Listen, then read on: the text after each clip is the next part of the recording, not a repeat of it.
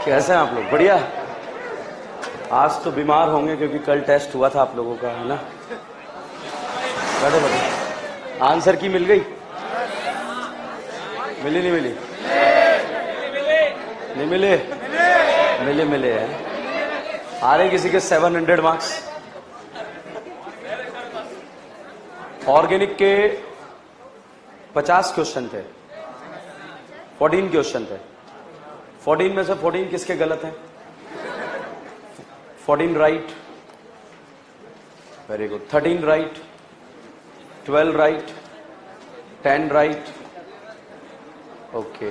9 right, 9, okay. 50 question का paper किस किसने दिया था? 50, ओके। कौन कौन पेपर ही दे पाया due to the health problem? Health issue, high fever, तबीयत खराब, दिमाग खराब, खांसी, नजला, जुकाम, ठीक है, ओके। चलिए, बायो में 300 प्लस मार्क्स किस किस के आ रहे हैं? 300 प्लस, वेरी गुड। केमिस्ट्री में 180 मार्क्स, 170, 160, 150, 150, 140, वेरी गुड। 130, 130, 120, 110, 100, 100, ठीक है। 90, फिजिक्स में 180। देखो मैं नहीं हंसा था, आप ही हंसे हो, ठीक है, ओके। 170, 160, 150, 140, ओके। पीसीबी टेस्ट किस किसने दिया था? पीसीबी, पी और सी, ओके।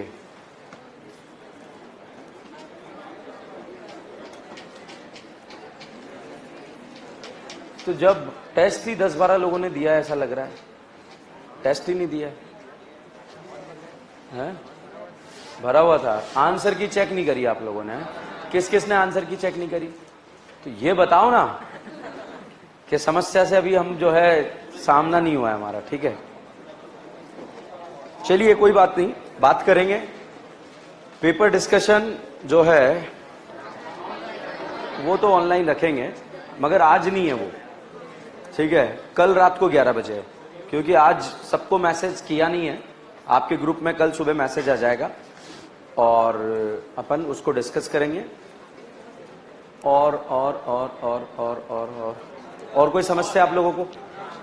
नहीं, बाकी मैं बात करूंगा। आप लोग एक बार आंसर की मिला लें अपनी, ठीक है। 2 दिन तक आपको क्या करना है? जो ये पेपर हुआ है आपका, जो भी पेपर हुआ है संडे को, उसमें जो क्वेश्चंस आपके गलत हुए हैं उस टॉपिक को दोबारा पढ़ना है।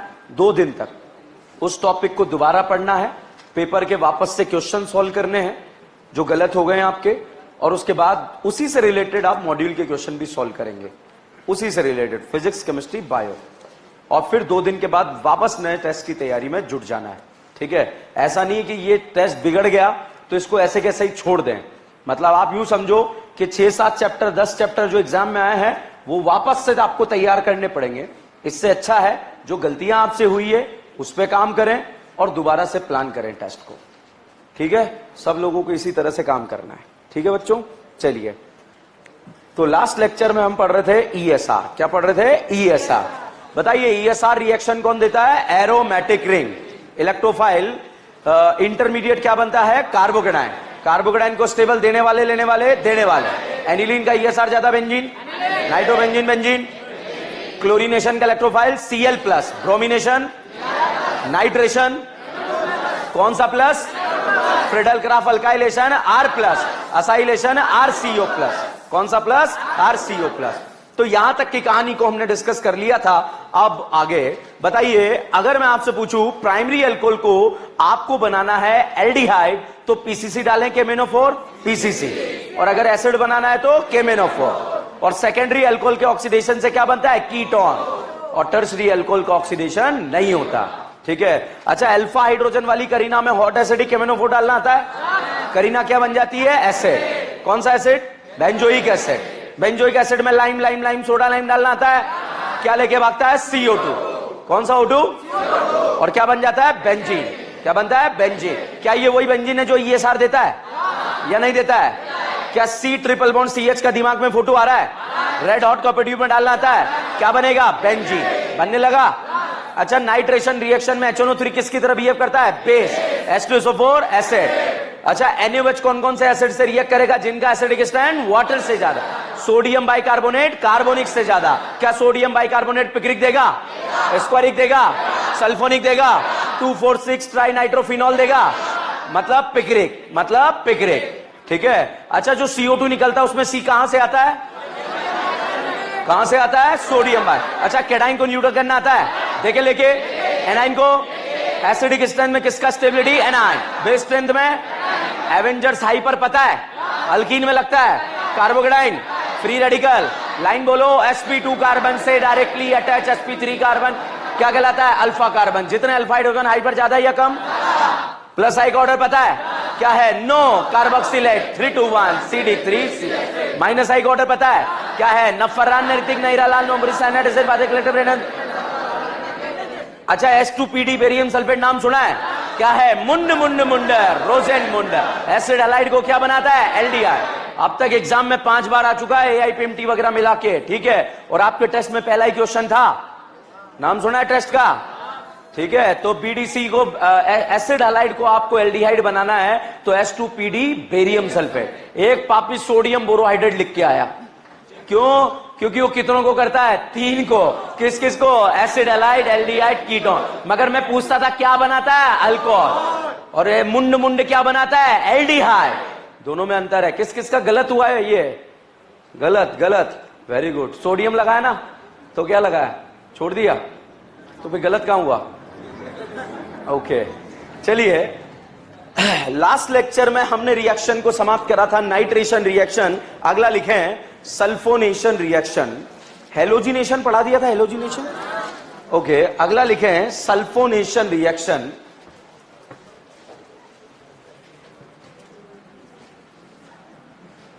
जो मैंने आपको लास्ट क्लास में क्विज दिया था वो करा आप लोगों ने सॉल्व? कौन कौन कर रहा है? ईमानदारी से बताना भाई।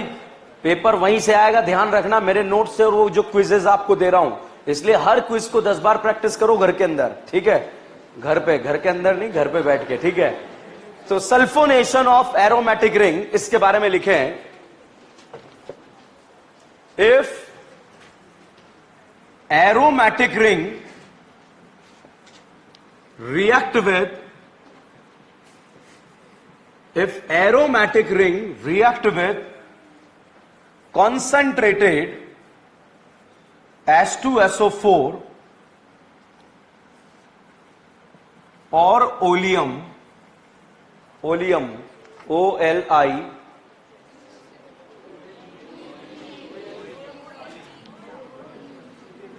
H2O7 or oleum, then it lead to the formation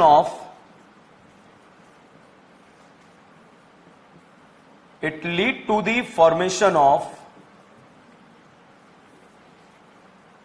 benzene sulfonic acid, benzene sulfonic acid.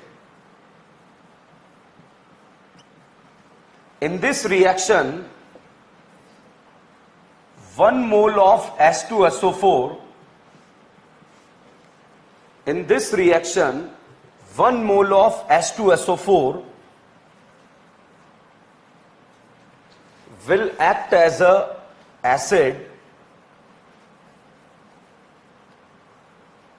and another mole will act as a base. Another mole will act as a base. Next line में SO3 will act as a electrophile.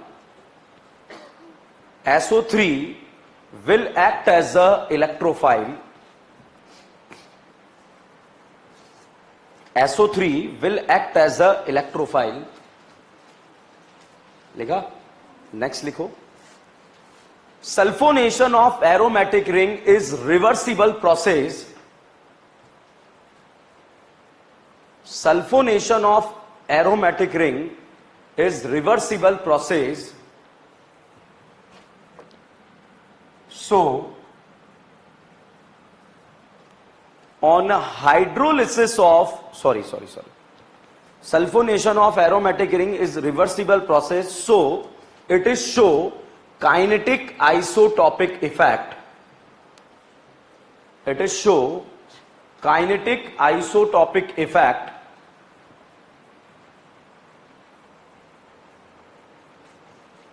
Next point लिखें, डीसल्फोनेशन. Point में लिखो heading डीसल्फोनेशन, DE और sulphonation लिख लो, डीसल्फोनेशन हो जाएगा ये. डीसल्फोनेशन इसमें लिखें on hydrolysis of benzene sulphonic acid on hydrolysis of benzene sulfonic acid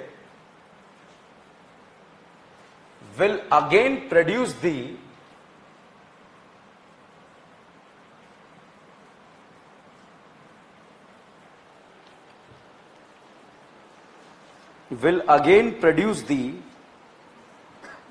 benzene ring.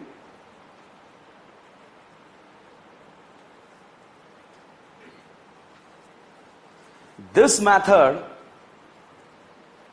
is used for the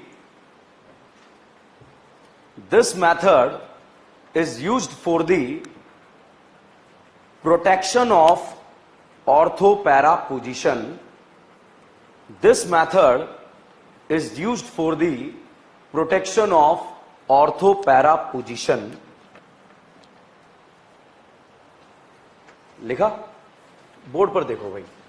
देखो भाई, हम रिएजेंट पढ़ रहे हैं. अगर एरो के ऊपर Cl2 लिखा तो अभी हम नहीं पहचान पा रहे कौन सा रिएक्शन है, मगर Cl2 के साथ यदि लिविस एसिड लिखा तो हम समझ जाएंगे ESR है, और ESR में ब्रोमिनेशन है या क्लोरीनेशन, और अगर Br2 होता तो ब्रोमिनेशन. ESR एरोमेटिक देता है या अल्केन देता है? एरोमेटिक. यही देखा हुआ आएगा, ध्यान रखना. तो कौन देता है? एरोमेटिक. अगर भाई साहब एरो के ऊपर RCl AlCl3 लिखा, बताओ क्लोरीनेशन है या ब्रोमिनेशन? क्या है? अल्काइलेशन. क्लोरीनेशन क्यों नहीं है? Cl2 नहीं है. ठीक है, क्लोरीनेशन क्यों नहीं है? Cl2 नहीं है. तो ये कौन सा मेथड है? अल्काइलेशन. अगर साहब एरो के ऊपर आपने एसिड हलाइड AlCl3 देखा तो कौन सा रिएक्शन? असाइलेशन.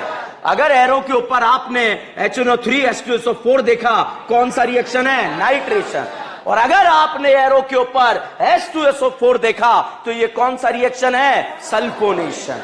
रिएजेंट से क्वेश्चन का शिकार करेंगे हम. ठीक है, तो अब आप देखिए यहां पर कांड क्या होगा. इस एरोमेटिक रिंग पर जो हाइड्रोजन प्रेजेंट है उस हाइड्रोजन का रिप्लेसमेंट हो जाएगा और हाइड्रोजन को यहां से भगा दिया जाएगा और प्रोडक्ट बनेगा बेंजीन सल्फोनिक एसिड. कैसे बना? H2SO4 जो सॉल्यूशन मिक्सचर में H+ आयन प्रोड्यूस करते हैं साहब, उसे क्या बोलते हैं? एसिड. तो ये H2SO4 किसकी तरह बिहेव कर रहा है? एसिड की तरह. ठीक है, अब H2SO4 का जो H+ आया ये दूसरे मोल H2SO4 के पास जाएगा. वन ऑफ द बिगेस्ट भिखारी इन द ऑर्गेनिक केमिस्ट्री कौन है? H+. भाई साहब ठेका है भीख मांगने का, किसके पास? H+ के पास. जहां भी इलेक्ट्रॉन लूट रहे हैं, बट रहे हैं, गाना गाते हुए पहुंच जाता है, तू धरती पे चाहे जहां भी रहेगी, तुझे तेरी खुशबू से पहचान लूंगा. तो साहब भाई ने गाना गाया और हाइड्रोजन ने लल्ला लोनपेर की लाइट जला दी. जलाएगा नहीं जलाएगा? कैसा पाप होगा क्या? तो ये लल्ला लोनपेर की लाइट कौन जलाएगा? धोखेबाज. वन ऑफ द बिगेस्ट धोखेबाज इन द ऑर्गेनिक केमिस्ट्री कौन है? ऑक्सीजन. यहां पर रेड सिग्नल था मगर फिर भी ये H+ जो है लोन पेयर खाएगा. तो ये लल्ला और ये H+ ये बेस की तरह करेगा और ये किसकी तरह करेगा? एसिड. तो एसिड ने किसे देखा? बेस को. बेस ने किसे देखा? एसिड को. आंखों ही आंखों में क्या हो गया? एसिड बेस होते ही इस ऑक्सीजन के ऊपर कौन सा चार्ज आ गया? पॉजिटिव. भाई साहब GOC के ग्रंथों में हमने पढ़ा है ऑक्सीजन पे पॉजिटिव चार्ज क्या होता है? अनस्टेबल. भाई साहब ऑक्सीजन तो घबरा गई, ऑक्सीजन का दिमाग खराब हो गया. इसके बगल में इसने शाहरुख खान को देखा. किसको देखा? शाहरुख खान उस दिन नींद में था और भाई इसने नींद में इसके इलेक्ट्रॉन उखाड़ दिए और यहां पर शाहरुख खान के ऊपर कौन सा चार्ज आ गया? पॉजिटिव। और पॉजिटिव चार्ज आते ही शाहरुख खान की किरण करने लगा, क्योंकि इसके ऊपर कौन सा चार्ज आ गया? पॉजिटिव। शाहरुख खान घबराया, वो तो अच्छा हुआ इसका पड़ोसी लल्ला लोन पेयर वाला था या नहीं था? तो भाई साहब इसने लल्ला लोन पेयर की एफडी अपने नाम, इसके नाम कर दी। और जैसे ही यहां पर नाम करी भाई साहब, इस शाहरुख खान के ऊपर जैसे ही यहां पर इसने लोन पेयर दिया, इस ऑक्सीजन पे कौन सा चार्ज आएगा? पॉजिटिव। पॉजिटिव या नेगेटिव? पॉजिटिव चार्ज आते ही ऑक्सीजन घबरा जाएगी और ये किसके इलेक्ट्रॉन उखाड़ देगी? हाइड्रोजन के। इस हाइड्रोजन को समझ ही नहीं आया मेरा कसूर क्या था, ठीक है। तो यहां पर आप देखिए, यहां पर अगर आप देखेंगे इस तरह से कांड हुआ, लोन पेयर दिया, पॉजिटिव चार्ज आया। वापस से देखिए, वन ऑफ द बिगेस्ट भिखमंगा, H+ आया, एसिड बेस का कांड हुआ, जल्दी जल्दी हुआ और ऑक्सीजन पे कौन सा चार्ज आ गया? पॉजिटिव। बताओ बेटा, इलेक्ट्रॉन देने का नाटक किसने करा? ऑक्सीजन ने। उखाड़ किसके दिए? शाहरुख खान के। ऑक्सीजन धोखेबाज है या नहीं है? है। शाहरुख खान मुसीबत में आया, फिर से मदद किसने करी? धोखेबाज ने। उखाड़ किसके दिए? किसके उखाड़ दिए? हाइड्रोजन। इस हाइड्रोजन को आज तक समझ में नहीं आया मेरा कसूर क्या था। अब आप देखिए, इलेक्ट्रॉन देने का नाटक कौन कर रही है? ऑक्सीजन। छीन किससे रही है? हाइड्रोजन से। तो वन ऑफ द बिगेस्ट धोखेबाज इन द ऑर्गेनिक केमिस्ट्री कौन है? ऑक्सीजन। तो धोखा करती है या नहीं करती है? करती है। तो साहब यहां पर बनता है SO3 and SO3 will act as a electrophile. अगर मैं इसकी रेजोनेटिंग स्ट्रक्चर बनाऊं तो ऐसी रेजोनेटिंग स्ट्रक्चर बनेगी। तो ये रेजोनेटिंग स्ट्रक्चर कहलाएगी इलेक्ट्रोफाइल की तरह करेगा और ये as a electrophile benzene ring पर जाकर जुड़ जाएगा। अब आप देख रहे हैं यहां SO3H जुड़ा है, मगर इलेक्ट्रोफाइल की तरह एक्ट कौन कर रहा है? SO3। H2SO4 का एक मोल किसकी तरह बिहेव कर रहा है? एसिड। एक मोल इलेक्ट्रोफाइल कौन है? कौन है? नाइट्रेशन का इलेक्ट्रोफाइल। अल्काइलेशन और अल्काइलेशन और असाइलेशन, सल्फोनेशन, SO3। क्या है? SO3। अब साहब अगर इसका इलेक्ट्रोफाइल SO3 है तो यहां तो जुड़ा SO3H है, तो ये कैसे कांड हुआ? तो कांड क्या हुआ आप खुद देखिएगा। ये एज ए इलेक्ट्रोफाइल जब बेंजीन रिंग पर जाएगा तो जाने के बाद भाई साहब यहां पर जैसे ही इलेक्ट्रोफाइल जुड़ा, जुड़ने के बाद एक एरोमेटिक रिंग जो है वो किस में कन्वर्ट हो गई? नॉन एरोमेटिक में। और वापस से हाइपर कॉन्जुगेशन करके जो H यहां से बाहर निकलता है वही H बेटा इस ऑक्सीजन पे जाकर जुड़ जाता है। तो अगर मैं आपसे पूछूं कि इस SO3 पर ये H कहां से आ रहा है? बेंजीन से। कहां से आ रहा है? बेंजीन से। ठीक है, तो ये H कहां से आया? बेंजीन से। अब ये हमें जरूरत नहीं है, जो मैं बुलवा रहा हूं वो जरूरत है। बताओ, नाइट्रेशन रिएक्शन में इलेक्ट्रोफाइल की तरह कौन करेगा? है? और बेस की तरह? एग्जाम में आए हुए क्वेश्चन है, बेस की तरह, एसिड की तरह, सल्फोनेशन का इलेक्ट्रोफाइल बेस की तरह है, और एसिड की तरह एक मोल एसिड और एक मोल बेस। ऐसे याद रखना है। ये मैंने रिवर्सिबल बोला या इरिवर्सिबल? रिवर्सिबल। अगर भाई साहब सल्फोनिक एसिड को वापस डाइल्यूट H2SO4 के साथ हीट कर दें तो SO3H यहां से बाहर निकल जाएगा और इसे हम बोलेंगे डीसल्फोनेशन। क्या बोलेंगे? ठीक है, तो यहां पर अगर बेंजीन का रिएक्शन H2SO4 के साथ कराया तो रिएक्शन का नाम सल्फोनेशन, और अगर इसे डाइल्यूट H2SO4 के साथ ट्रीट कर दिया तो इसे क्या बोलेंगे? डीसल्फोनेशन। डाइल्यूट मतलब पानी प्रेजेंट है या नहीं है? तो डाइल्यूट मतलब पानी प्रेजेंट है। H2SO4 क्या प्रोड्यूस करेगा? H+ या H-? तो साहब एग्जाम में ऐसे भी लिखा हो सकता है H+ H2O, दोनों का मतलब डाइल्यूट H2SO4 है। या तो ऐसे लिखा रहेगा या ऐसे लिखा रहेगा। डाइल्यूट मतलब क्या प्रेजेंट है? पानी। और H2SO4 ने क्या प्रोड्यूस करा? H+। दोनों का मतलब एक ही रहेगा। ठीक है, अब अगर मैं इसके टफ क्वेश्चन पे जाऊं कि ये, तो मैंने पॉइंट लिखा है आपको, ऑर्थो पैरा पोजीशन को प्रोटेक्ट करता है। उसको जाने से पहले मैंने एक पॉइंट लिखा है, kinetic isotopic effect and reversible process. ठीक है, अब साहब रिवर्सिबल क्या होता है? रिवर्सिबल में जैसे ये एनर्जी का ग्राफ है, अगर इस एनर्जी के ग्राफ की बात करें, ये ट्रांजिशन स्टेट और ये ट्रांजिशन स्टेट, दोनों ट्रांजिशन स्टेट की ऊर्जा बराबर या नॉट बराबर? बराबर। ठीक है, मतलब यहां पर जो इंटरमीडिएट है यहां पर जो इंटरमीडिएट कार्बोकेटाइन है इस तरह का, ये इस डायरेक्शन में भी जा सकता है, इस डायरेक्शन में भी जा सकता है। दिस इज इंटरमीडिएट, ठीक है। अगल में भी जाएगा, सेम रास्ता तय करना पड़ेगा, बगल में भी जाएगा, सेम रास्ता तय करना पड़ेगा, ठीक है। मान लीजिए बेटा मैंने यहां पर एक H की जगह रिंग के पास जो है रिंग पर D लगाया हुआ है, तो बताओ H वाला बॉन्ड स्ट्रांग है या D वाला? स्ट्रांग बॉन्ड D वाला, वीक बॉन्ड पहले कौन सा टूटेगा? H वाला। क्या इसमें कोई डाउट है? तभी समझ में आएगा, अदरवाइज समझ में नहीं आएगा। बताओ H वाला बॉन्ड स्ट्रांग है या D वाला? क्योंकि कार्बन H का लेंथ क्या होता है? ज्यादा, और कार्बन D का लेंथ क्या होता है? कम। तो बॉन्ड स्ट्रेंथ किसका ज्यादा? कार्बन D का, ठीक है। तो बताओ बेटा रिवर्सिबल है या इरिवर्सिबल? रिवर्सिबल मतलब दोनों तरफ एनर्जी बराबर या नॉट बराबर? बराबर। क्या दोनों डायरेक्शन में जा सकता है क्या? अब मान लीजिए अगर H निकला तो यहां से अगर ये गुजरा है तो बताइए D स्लो गुजरेगा या फास्ट गुजरेगा?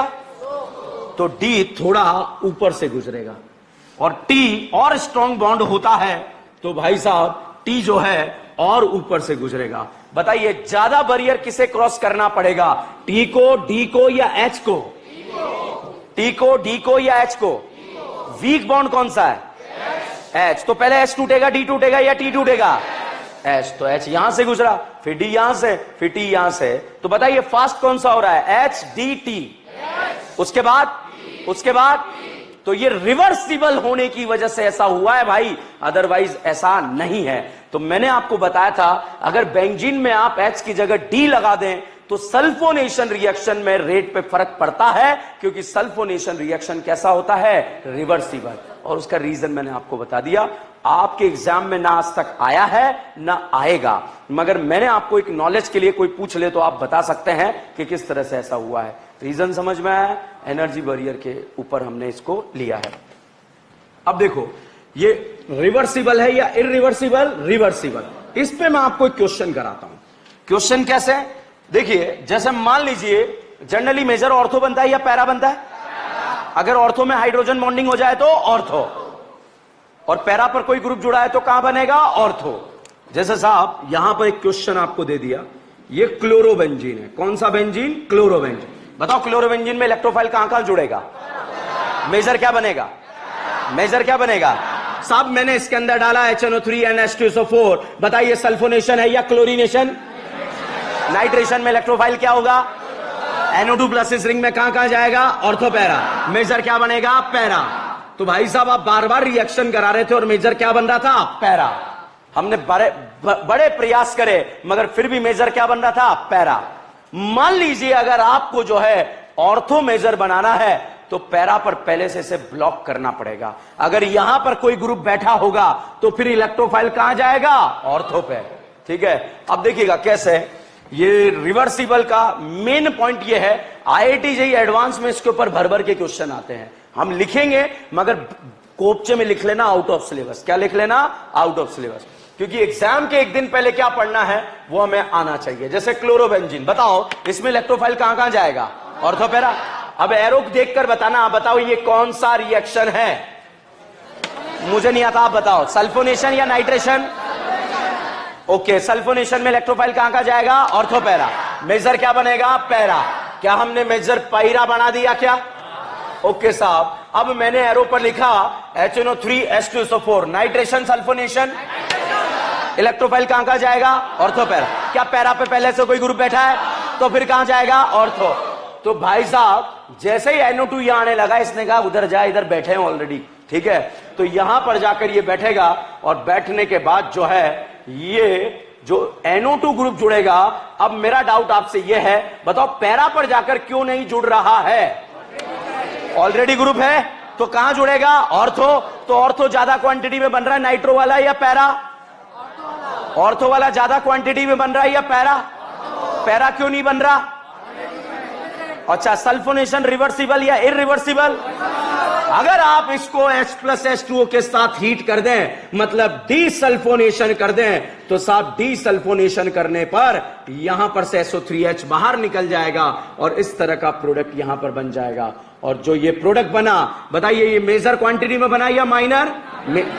मेजर। क्या बना? मेजर। तो बेटा अगर आप क्लोरोबेंजीन का डायरेक्ट नाइट्रेशन कराएंगे तो मेजर क्या बनेगा? पैरा।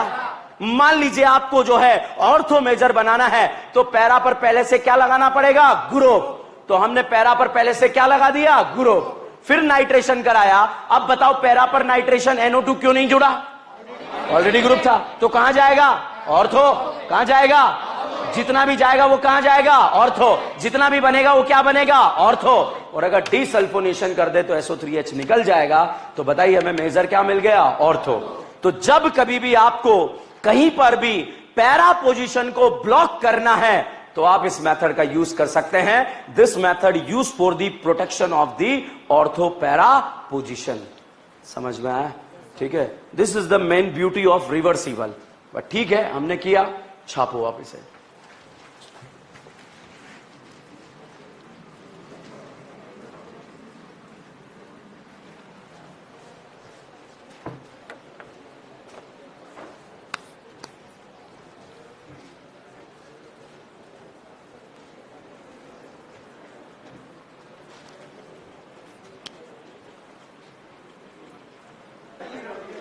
चलो छाप लिया।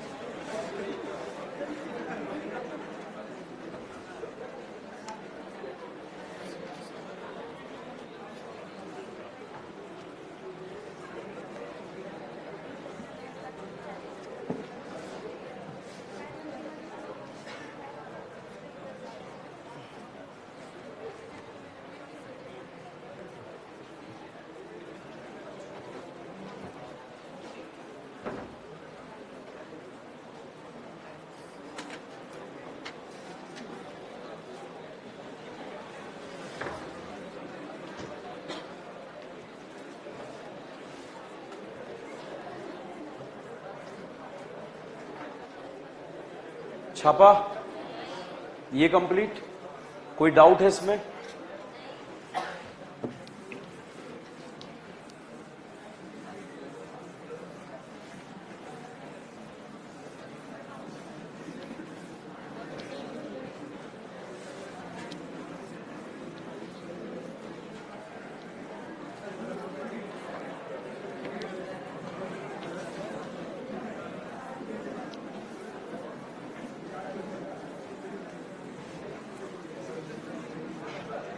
ये कंप्लीट।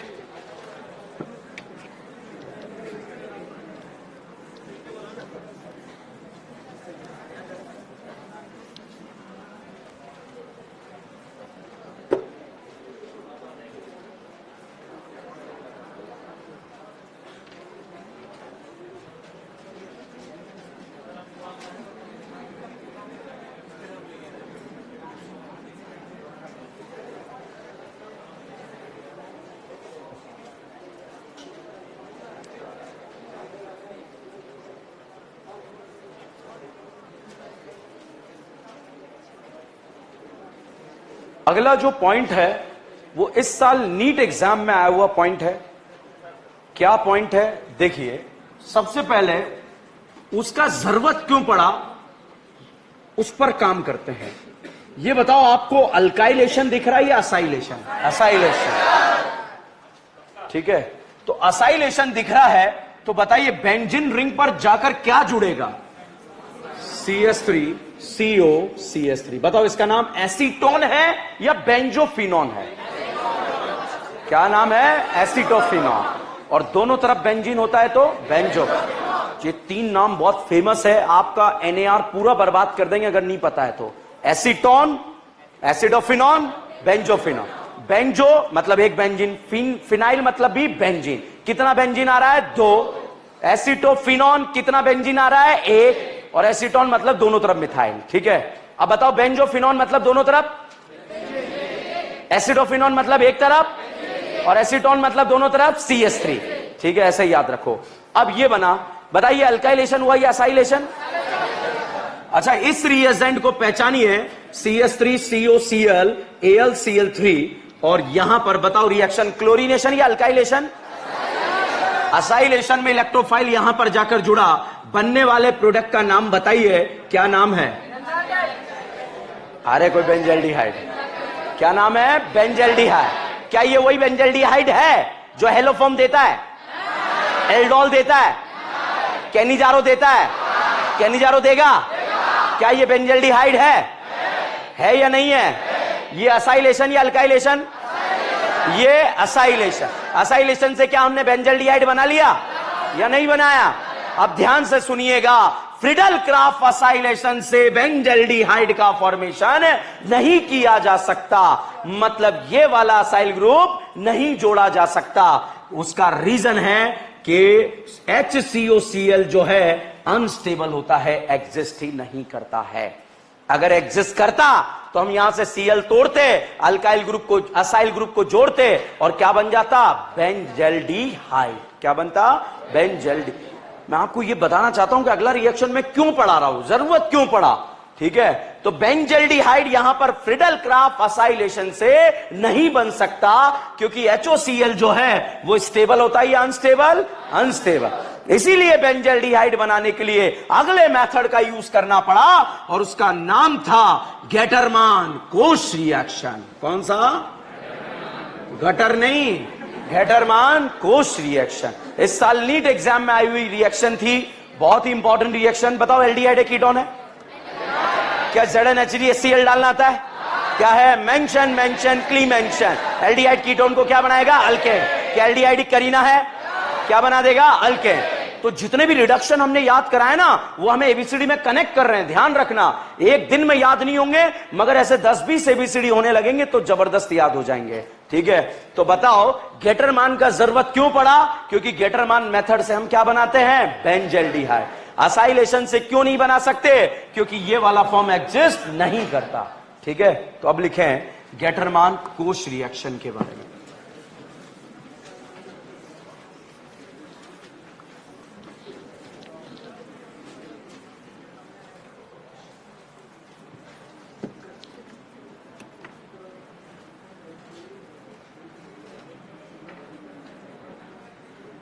लिखें, if aromatic ring react with, if aromatic ring react with carbon monoxide and HCl,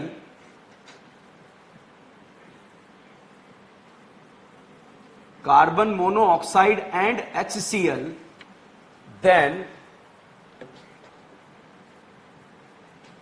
carbon monoxide and HCl, then cut कर दो, in the presence of AlCl3,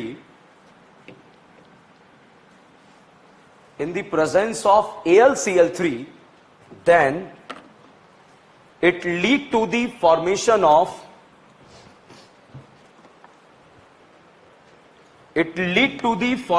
of, benzaldehyde. It lead to the formation of benzaldehyde. In this reaction,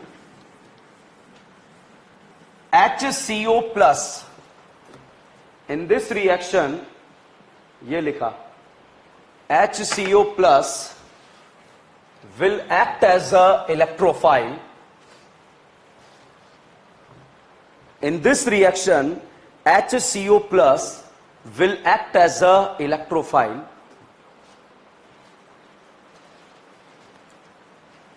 ठीक है, चलिए देखिए, benzaldehyde बनाना था, Friedel Crafts reaction से बना नहीं सकते थे, असाइलेशन से, इसीलिए इस ऑल्टरनेट मेथड का यूज करना पड़ा, मतलब गेटरमान कोष का जरूरत इसीलिए पड़ा होगा, ठीक है? अब यहां पर क्या था? कार्बन मोनोऑक्साइड और HCl आपस में रिएक्ट करके बनाते हैं HOCl। क्यों बनाते हैं? क्योंकि ये फ्री फॉर्म में एग्जिस्ट नहीं करता है। तो कार्बन मोनोऑक्साइड और HCl मिलकर क्या बनाते हैं? HOCl। और जो सॉल्यूशन मिक्सचर में HOCl बना, वो AlCl3 के साथ लिविस एसिड बेस का कांड करके यहां पर इलेक्ट्रोफाइल जनरेट कर देता है HCO+, और ये as a electrophile benzene ring पर जाकर जुड़ता है और यहां पर बन जाता है प्रोडक्ट कौन सा? बेंजल्डिहाइड। बताइए, बेंजल्डिहाइड का रिंग पर कौन सा इफेक्ट लगेगा? कहां लगेगा? ऑर्थो पैरा आबाद बर्बाद। इंटरमीडिएट कैटाइन या एनाइन, कैटाइन या एनाइन, माइनस एम कहां कहां लगेगा, तो इलेक्ट्रोफाइल कहां जाएगा, ऑर्थो पैरा। क्यों ऑर्थो पैरा आबाद है या बर्बाद, तो इलेक्ट्रोफाइल कहां जाएगा। अगर मैंने ऑर्थो पे इलेक्ट्रोफाइल लगाया तो सही है या गलत है, सही गलत। पैरा पे लगाया, मेटा पे लगाया, क्योंकि अगर ऑर्थो पैरा पे लगाया तो जो बनने वाला कैटाइन बनता है वो क्या बनता है, अनस्टेबल, और मेटा पे लगाया तो कैसा बनता है, स्टेबल। समझ में आया, क्योंकि ईएसआर में इंटरमीडिएट क्या बनता है, कार्बोकैटायन। रिएक्शन का नाम गेटरमान कोश रिएक्शन। आपकी कोई जिम्मेदारी नहीं है, सिर्फ एक बार घर जाके ढंग से पढ़ लेना, जो क्विजेस मैं आपको दे रहा हूं उसको बढ़िया से सॉल्व करना, एबीसीडी में बढ़िया से यूज करना। अगर इस साल नीट एग्जाम में आई है तो दोबारा फिर से आ सकती है भाई ये रिएक्शन, ठीक है, क्योंकि नीट एग्जाम में रिपीट होते रहते हैं क्वेश्चन, ठीक है। तो यहां पर एल्डिहाइड बन गया, इसमें आगे हम चेन रिएक्शन करा देंगे। NH2 केवच डाला तो क्या हो जाएगा, एल्डिहाइड कीटोन को क्या बनाएगा, अल्केन। क्या ये CH3 बन जाएगा, क्या टोल्यूइन बन गया, कितने अल्फा, हॉट एसिडिक एमिनोफोर डाला, क्या बन गया, सोडा लाइम डाला, सोडा लाइम डाला, लेके भाग गए, क्या लेके भागे, किसकी लेके भागे, किसकी लेके भागे। ओके साहब, आप लोगों ने क्या जिंक का नाम सुना है या नहीं सुना है, ये जिंक डस्ट भी लेके भागता है, जिंक डस्ट भी क्या करके भागता है, लेके भागता है, मगर फिनॉल की लेके भागता है। किसकी लेके भागता है, फिनॉल। और क्या लेके भागता है, धोखेबाज। क्या लेके भागता है भाई साहब, जैसे ही जिंक डस्ट इसके करीब आया, जैसे ही जिंक डस्ट इसके करीब आया, इस बेचारे की गायब। धोखेबाज किसके साथ भाग गई, Zn के साथ, और उसी की होके रह गई। और दुनिया वाले बोलने लगे Zn की ऑक्साइड। किसकी ऑक्साइड, फिनोल कह रहा है ये तो मेरी थी, मगर अब किसकी है, Zn की। तो Zn की ऑक्साइड बन गई और ये करीना की टकली पे गिरा। बताइए क्या बन गया, बेंजीन। क्या बना, तो जिंक डस्ट किसकी लेके भागता है, फिनॉल की। और सोडा लाइम किसके लेके भागता है, एसिड की। क्या लेके भागता है, CO2। O2 या CO2, ओके। तो ये एबीसीडी में मैं यूज करूंगा, मेरी जिम्मेदारी याद करा दूंगा, आप टेंशन मत लेना। वेरी वेरी इंपॉर्टेंट है, एग्जाम में कभी भी टपकते हैं ये। बताओ रिएक्शन का नाम क्या है, गेटरमान कोश रिएक्शन। अगर बेटा इस कार्बन मोनोऑक्साइड की जगह आपने HCN का यूज करा, तब भी प्रोडक्ट यहां बेंजल्डिहाइड बनेगा, मगर रिएक्शन का नाम गेटरमान एल्डिहाइड सिंथेसिस होगा। क्या नाम होगा, गेटरमान एल्डिहाइड सिंथेसिस, ठीक है। तो अगर आपने कार्बन मोनोऑक्साइड का यूज करा तो नाम गेटरमान कोश रिएक्शन, और HCN यूज करा तो बताओ रिएक्टेंट प्रोडक्ट याद रख रहे हैं, ये रिएजेंट, रिएजेंट ये देखा हुआ आएगा। देखिएगा कैसे है, यहां पर साहब C∼CH, क्या ये एसिडाइलिन है या नहीं है, याद होने लगा, नहीं होने लगा, पूरी रट के फेंक देंगे ऑर्गेनिक और समझ के रटेंगे, इसका टेंशन मत लेना। इसमें अगर आपने रेड हॉट कॉपर ट्यूब डाला, आता है क्या, क्या बनेगा, बेंजीन। क्या मां बन गई या बनते बनते रह गई। क्या आपने Cl2 का नाम सुना है, ESR है या नहीं है, नहीं है, लिविस एसिड नहीं है भाई, ध्यान रखना। Cl2 तो पूरी ऑर्गेनिक में 8 से 10 बार आएगा, कितनी बार, 8 से 10 बार, बट इसके साथ गली का गुंडा AlCl3 आ गया, तो अब आप समझ जाएंगे कौन सा रिएक्शन, ESR। बताइए इलेक्ट्रोफाइल जो है Br+ या I+, और बनने वाला प्रोडक्ट यहां पर बन जाएगा क्लोरोबेंजीन। क्या बनेगा, क्लोरोबेंजीन। नाम सुना है क्लोरोबेंजीन का। अच्छा अब नया है, ध्यान रखना, यहां पर आया साहब NaOH। कौन आया, NaOH। और इस OH- ने आकर इस राजकुमारी कल्लो से बोला, कौन सी राजकुमारी, इससे नहीं, ठीक है, इस राजकुमारी कल्लो से,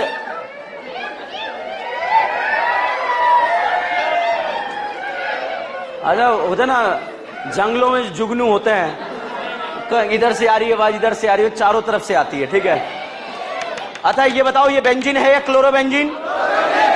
NaOH ने आकर इस राजकुमारी कल्लो से बोला कि बेंजीन के साथ बंधन तोड़ दो। क्या बोला, बेंजीन के साथ बंधन तोड़ दो।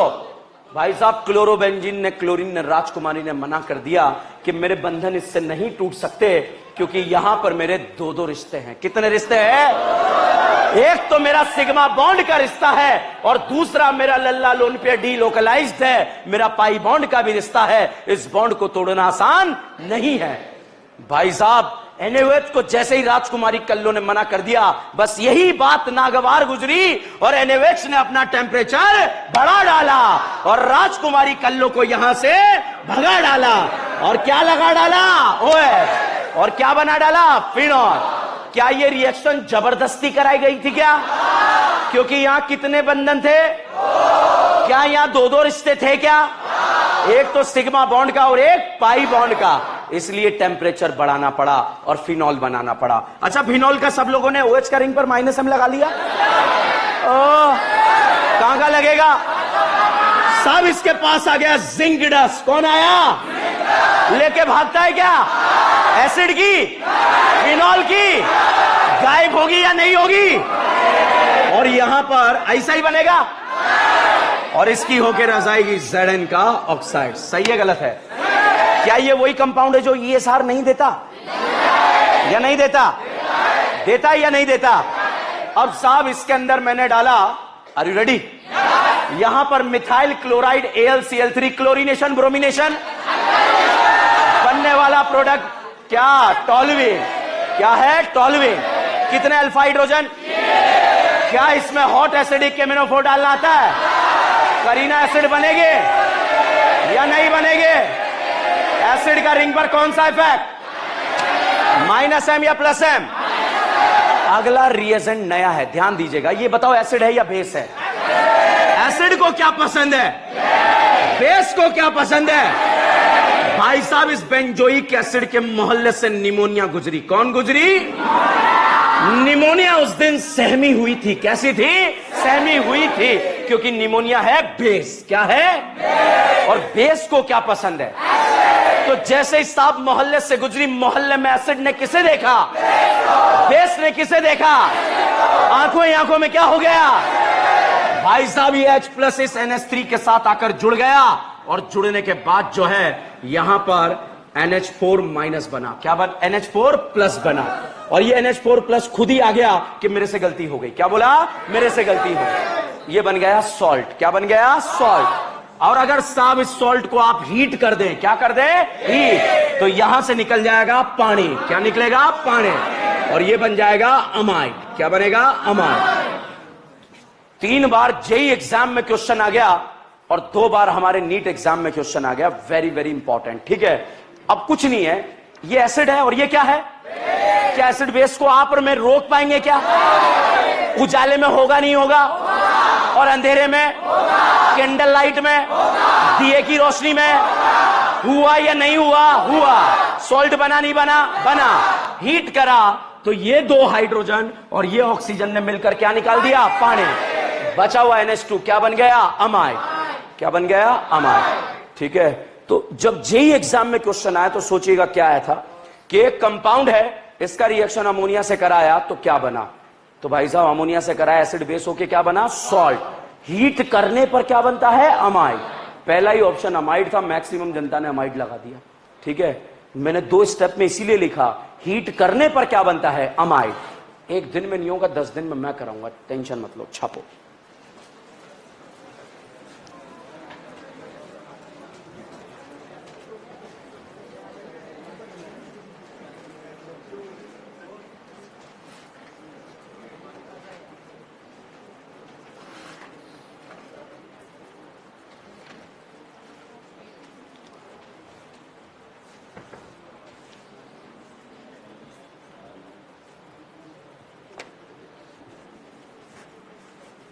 रिएक्शन मैकेनिज्म से नंबरिंग डालना जरूर चालू करें। 1 2 3 4 5 6 7 8 9 10। ये कितने ABCD हो गए अब तक अपने? 3rd है ये। नंबरिंग जरूर करें ABCD पे। 3rd नंबर का ABCD, और अगर आपने पेज नंबर लिखा है तो 3rd नंबर का ABCD कौन से? 4th नंबर का। 4th नंबर का ABCD जो है कौन से पेज नंबर पे आ रहा है वो भी आपको पता होना चाहिए। ठीक है, 4th नंबर का ABCD कौन से पेज नंबर पे आ रहा है ये आपको पता होना चाहिए, क्योंकि इन सारे ABCD को फिल्टर करके अलग नोटबुक में लिखना है। 4th नंबर का ABCD पेज नंबर 27 पर, 5th नंबर का ABCD पेज नंबर 31 पर। उससे क्या होगा? डायरेक्ट आप नोटबुक में भी कनेक्ट होते रहेंगे पेज नंबर के साथ। 1 भी मिनट आपको पेज को वेस्ट करने में नहीं लगेगा। और जो हमारे ऑनलाइन बच्चे पढ़ रहे हैं जो मैं होमवर्क दे रहा हूं वो मैं मॉड्यूल 6 बोल रहा हूं, but this is reaction mechanism. तो जो आपके पास रिएक्शन मैकेनिज्म का असाइनमेंट है, उस असाइनमेंट से आप लोग क्वेश्चन करें, ठीक है। ये जो भी छोटे छोटे रिएजेंट्स हम यूज कर रहे हैं, ये ऐसे रिएजेंट है जो एग्जाम में एबीसीडी क्वेश्चन में आके आग लगा देते हैं। आग कैसे लगाते हैं? NaOH आया, Cl को हटा दिया, OH लग गया। अब जिंक डस्ट साहब कहीं हमारी नोटबुक में कोपचे में लिखा होता है जिसको हम पढ़ते ही नहीं है, और इतना इंपॉर्टेंट है कि लेके भागने वाला है ये। तो कंफ्यूजन रहता है किसकी लेके भागेगा, एसिड की लेके भागेगा, फिनॉल की। तो कंफ्यूजन हम दूर कर देंगे एबीसीडी क्वेश्चन में यूज कर करके।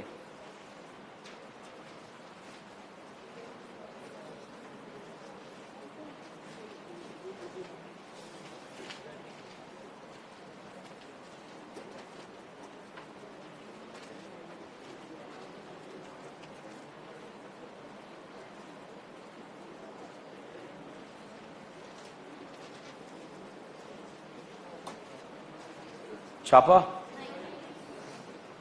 अब देखो, जो ESR पूरी ऑर्गेनिक में एग्जिस्ट करता था, कॉन्सेप्चुअली हमने डिस्कस किया।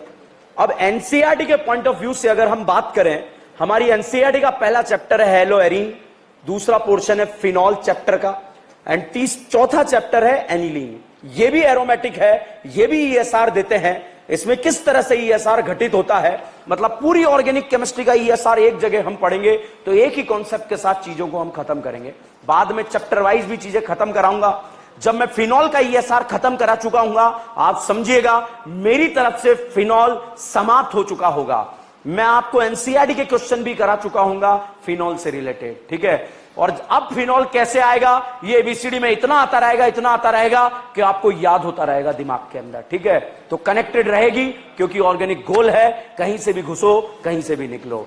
अगला, अब फ्रेश पेज पर जो है हेडिंग लिखें हेलो एरीन।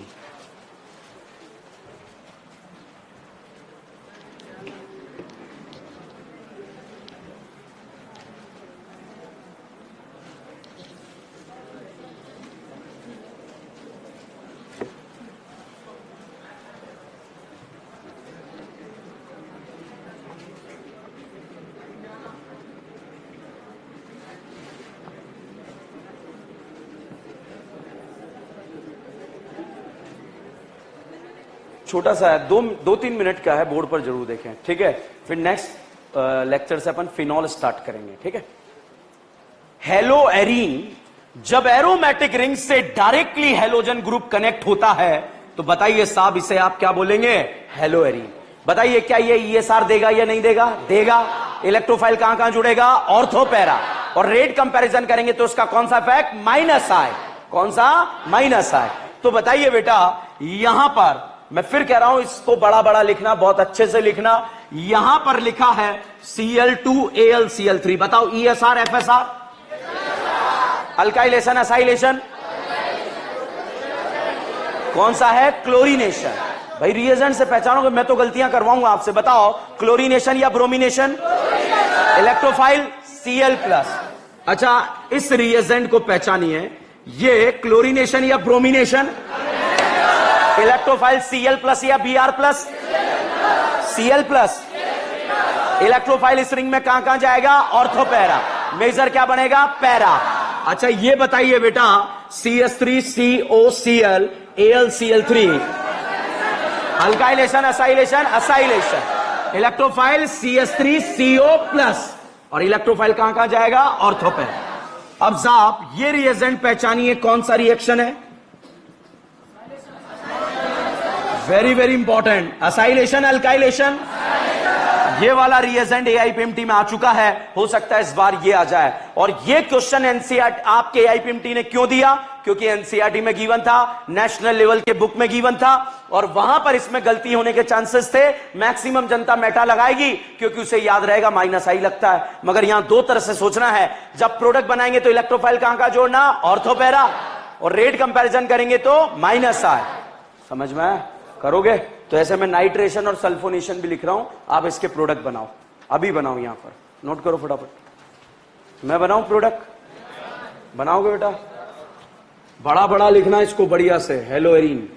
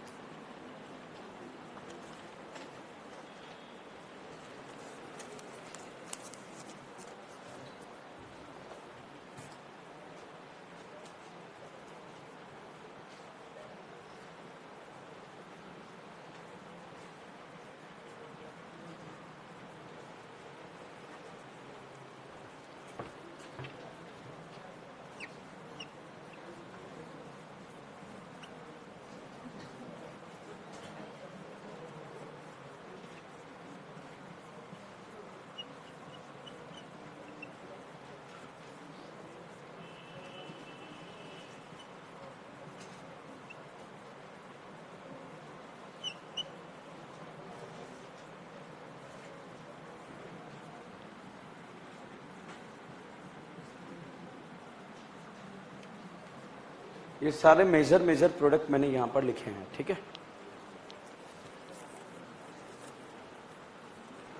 सेकंड चैप्टर है फिनॉल। हेडिंग डाल दो, नेक्स्ट क्लास में डिस्कस करेंगे। फ्रेश पेज, अधूरा रह जाए तो रहने दो। फिनॉल, जब मैं ESR खत्म करूंगा ना, तो ये जो जितना भी रिएक्शन वाला पोर्शन इंक्लूडिंग ऑक्सीडेशन रिडक्शन मैंने खत्म किया है, आपके एग्जाम के कम से कम 5 से 6 क्वेश्चन का जुगाड़ है। मतलब इतने से पोर्शन से आपके कितने क्वेश्चन आ सकते हैं? 5 से 6, ठीक है। तो इसीलिए जो है बहुत ही इंपॉर्टेंट चीजें हम डिस्कस कर रहे हैं। एब्सेंट नहीं होना है, कुछ भी आ जाए। आपको लगे ना नींद आ रही है कि फीवर है, वो फीवर नहीं है, नींद आ रही है, ठीक है। क्लास में आना है, रेगुलर बने रहना है। और दिमाग प्लस फेफड़ा, फेफड़ा मतलब रिवीजन। फेफड़ा मतलब क्या होता है? रिवीजन। हम ऑर्गेनिक केमिस्ट्री पढ़ रहे हैं, दिमाग प्लस फेफड़ा। तो चलिए, ये मैंने एक और यहां पर अभी फिर से डाउट आया है, सर आपने जो अलग से बुक में जो लिखने के लिए बोला है वो एक बार फिर से समझा दीजिए, ठीक है। तो देखो भाई, अब बहुत ध्यान से देखो। मान लो ये हमारा क्वेश्चन नंबर 4 है, जो कि ABCD क्वेश्चन है, ठीक है। ये हमारी नोटबुक में, जो क्लास नोटबुक है, उसमें पेज नंबर 27 पर दिया हुआ है, ठीक है। अब आपको क्या करना है, आज घर जाके इस क्वेश्चन को अलग से ABCD क्वेश्चन का नोटबुक बनाना है, बारीक सा, पतला सा, ठीक है, 30-40 पेजेस का, ठीक है।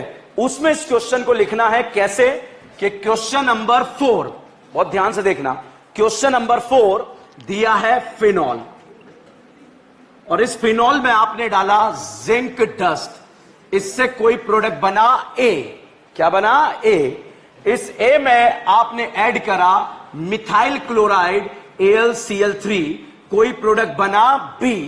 उसमें आपने ऐड करा हॉट एसिडिक केमेनोफोर, कोई प्रोडक्ट बना C। इस तरह से आप आगे बढ़ते हुए चले गए। नोट कर लिया आपने? वहां पर बताइए, ये क्वेश्चन हमारी नोटबुक में कौन से पेज नंबर पर लिखा है? 27। तो भाई साहब, नोटबुक पेज नंबर 27 पर ये क्वेश्चन लिखा है। अब आप इसे रफ नोटबुक में सॉल्व करेंगे कि इसमें जिंक डस्ट डाला तो बताओ क्या बनेगा? बेंजीन। मिथाइल क्लोराइड AlCl3 डाला तो क्या बना? टॉल्वीन। टॉल्वीन में हॉट एसिडिक केमेनोफोर डाला, बेंजोइक एसिड। मान लीजिए आपने जो किया है वो सही है या नहीं है, तो इस क्वेश्चन का सॉल्यूशन कौन से पेज नंबर पे दिया हुआ है? 27। डायरेक्ट आप यहां पहुंच जाएंगे, ठीक है। तो इससे क्या हुआ? एक तो बिना देखे ABCD क्वेश्चन का प्रैक्टिस हुआ, ठीक है। हर एक ABCD को कितनी बार प्रैक्टिस करना है? 10 बार। जो मैं बोल रहा हूं वो सच है, ध्यान रखना, और जो आप सोच रहे हैं बिल्कुल झूठ है। तो 10 बार प्रैक्टिस हुआ, आपका डाउट आया तो आपको डायरेक्ट पेज नंबर पे ले गया। ये पेज नंबर वगैरह क्यों लिखाया? एक भी मिनट वेस्ट नहीं होगा। मान लीजिए आप एग्जाम के 5 दिन पहले सॉल्व कर रहे हैं, इस क्वेश्चन को सॉल्व करा आपने, आपको ये डाउट आ गया कि यार जिंक डस्ट डालने पर क्या बनेगा। अब आप सोच रहे हो, इधर उधर घूम रहे हो, मेरे को मैसेज करा, मैंने रिप्लाई नहीं करा, हो सकता है ना ऐसा। तो भाई साहब, फिर आपने जो है पेज नंबर 27 पर पहुंचे, आपको मिल गया जिंक डस्ट डालने पर ऑक्सीजन लेके भागेगा और क्या बनेगा? बेंजीन, ठीक है। तो बिल्कुल नोट्स इस तरह से प्रिपेयर करा रहा हूं कि बुढ़ापे में आपकी मदद करे, जब आप शॉर्ट टर्म मेमोरी लॉस बनने लगो। गजनी, यू नो गजनी, ठीक है। तो इस तरह से जो मैं बोल रहा हूं सच है, ऐसा करें, बहुत फायदा होगा आप लोगों का, ठीक है भाई। कल हम पेपर का डिस्कशन करेंगे, आप लोग अपना आंसर लिख के लाना। कल मैं बच्चों से बात करूंगा, 400 से कम, 400 से ज्यादा वाले मैं डिसाइड करूंगा कौन रुकेंगे, ठीक है भाई। Thank you so much. हाँ, जुड़े रहिए, बने रहिए, DN brand organic. Thank you so much.